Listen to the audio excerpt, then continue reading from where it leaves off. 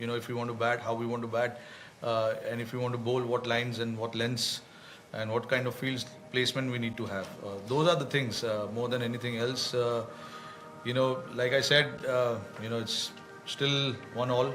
There's plenty of things left in this series still, and there's definitely a way for us to get back into the game, and we need to find that within ourselves, how we need to do that.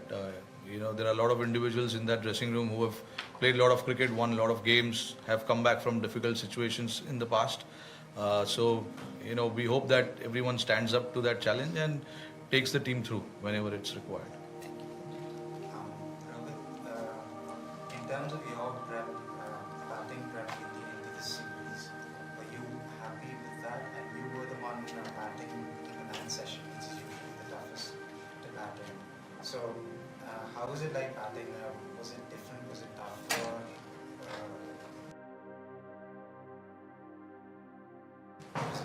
At number 6, No, batting under lights. In the 9th session, it looked tough. No, look, it is, of course, slightly different from what you usually do.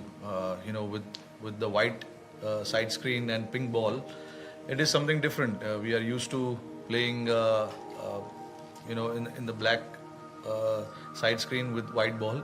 But again, this is what it is. When you come to Australia, you have to be mentally ready to play the test match and be ready to bat under different situations, different conditions. It can be difficult, but that is not an excuse for any batter to say or point out. I think the conditions are there for both teams. They batted well, they got the runs. We didn't bat well enough to get enough runs, and that is where I think was the difference.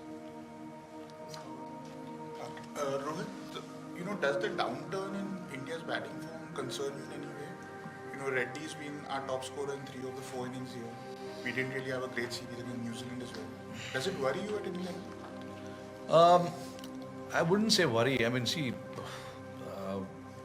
if you take the last 5 or 6 test matches out, of course, in India we didn't bat well enough. We accept that, and we agree when we play in India, we are trying to play on a very difficult conditions, and that is what we wanted. It's not by anyone else's choice. It was our choice, and we knew that the big scoring or the highest or high scoring games are not going to happen, and that is something that has been the case over the last 4 or 5 years, and we accept that.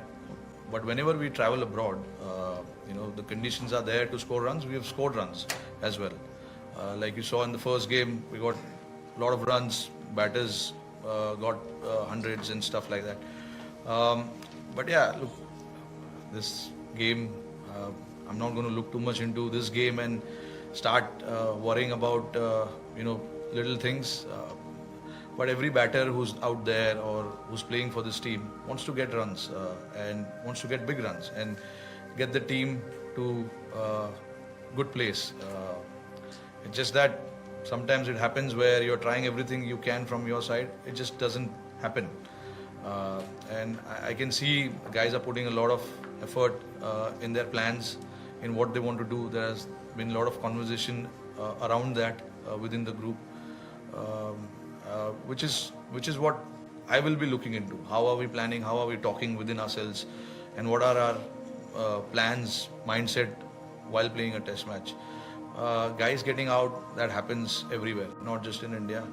Every team gets out, the guys go through a bad form, and all of those things happens a lot. Not just, like I said, not in India, but everywhere else as well. So rather than looking too much into it, just our focus will be now how we can come out on top in Brisbane and try and see how we can do things better. Well, it was a pretty spicy confrontation yesterday between Rohit Sharma and Travis Head. What did you make of it? It was interesting. I don't know. I was standing at the slips. I don't know what was exchanged, but two competitive teams are going at each other. These things happen. Travis was batting well. Obviously, our plan was to get him out. And on the other side, Travis wanted to try and put our bowlers under pressure. And we got the wicket. He celebrated it. There were obviously few words changed within the two of them. I exactly don't know what was said because my job is not just to look at that one incident. I'm focused on the overall picture or the overall test match. But again, I don't think we can look too much into that. When India and Australia always play, these things happen, and these are now just part of the game. And Rohit, can you explain the reasons why you decided to have your open net sessions? Sorry? The open net sessions that you had with the public being close to the nets the other night. What was the decision? Let's talk about the test right now. No, I can say it. No. No, let me say it. It's fine. Open net session. Oh, yeah, just interested to hear. No, the net sessions are very private, and this was the first time ever I saw so many people during the nets. And when you're training, when you're practicing, there has been a lot of conversation that happens, and those conversations are very private. We don't want anyone to hear those conversations. It is as simple as that, because there's a lot of planning, there's a lot of talking that happens, and the crowds are very close to that practice facility. There's 5 days of test cricket, they can come and watch us there. Just wanted to ask another question about Siraj. Like, obviously you've worked with him as a captain quite a bit. Like, when do you think he's at his best in terms of the temperament? Like, do you think he bowls better when he's fired up or when he's calm? Yeah, I mean, he likes to get into the battle, as simple as that. It gives him success, and as a captain, it's my job, to back that aggression. Obviously, there is a fine line between that. We don't want to cross anything that can bring dispute into the game. But obviously, having a word or two with the opposition is not the bad thing, and he likes it. And that's what gets him going. In the past, we've seen so many cricketers who likes that battle, and Siraj is definitely one of them. But again, like I said, there's a thin line between getting aggressive and getting too aggressive and crossing that line. Obviously, as a captain, it is also my responsibility to make sure that we don't cross the line. But yeah, a word or two here and there, I don't think makes a huge difference. Just quickly, after the exchange between him and Travis last night, the crowd got into it, he was booed a lot, maybe he'll get booed potentially the rest of the series. Like, do you think that has any effect, or is it just what it's like? I don't think it matters too much. All our guys are used to playing in such big crowds. Things go well, they support. Things don't go well, they don't support. That happens everywhere. But Siraj knows what he needs to do for the team, and he will do everything that is required. Leaving the external factor aside, his job is to take wickets, and he will do everything he can to try and get wickets for his team. All those things that happens outside, guys are quite mature now to keep those things outside, not to let them affect their game. So Siraj is one of them. Yeah, Perth first day and then here. When the ball moves around a bit, the runs haven't come from India.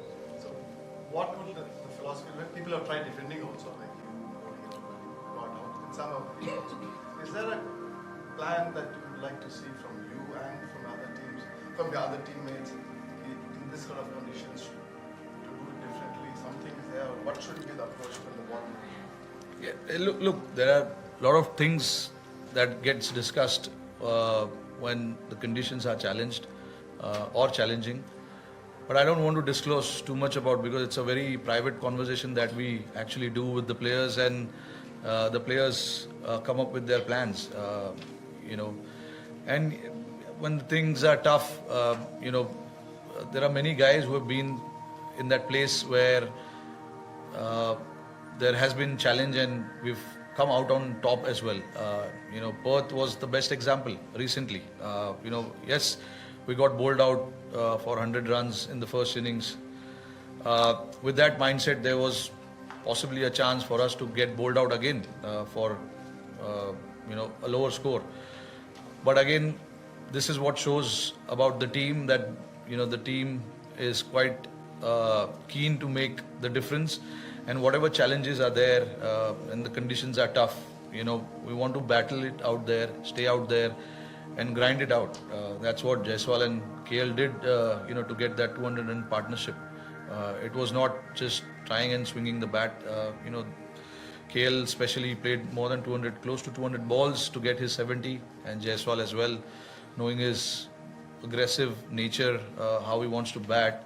He batted 300 balls to get those 150 runs. So, yeah, these are the things where, like I said, we've been in the place where it has been challenging. We've been bowled out, but then again we've left it behind and then started thinking what we can do in the next innings, and that shows what we did in Perth. We just left the baggage of the first innings there, and then we started the second innings really fresh and got those big runs.